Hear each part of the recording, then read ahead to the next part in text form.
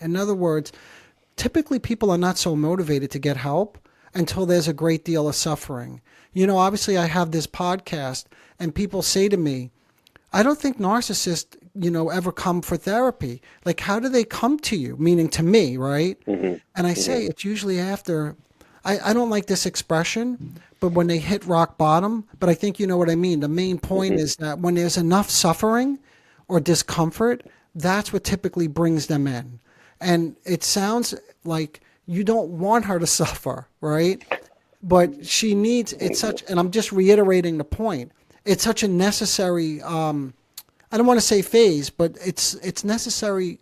It's a necessary growth sort of trajectory for her to go through, if that makes sense. It does. And I do believe that we have a good relationship Hmm. because I can let her go and I can talk to her differently from learning from your podcasts Hmm. and not parent, if you will, for lack of a better phrase, and not parent her under the banners of you need to do, we did this for you. How can you be? More Yes. like, do you think you're making the right choice? Like, did you really want to drop out of college? Was it too hard for you, or did you do it for other reasons? Are there other influences?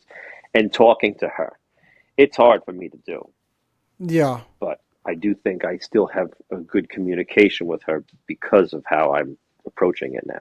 Yeah.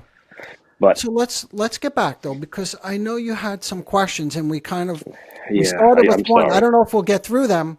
It's okay, but I we didn't can want this to try. be a therapy session for me, and I apologize, but the You did emotions just mention it came at the out. beginning. You kind of Uh, warned me, right, that it may be. yeah, yeah, it's a struggle that I'm having.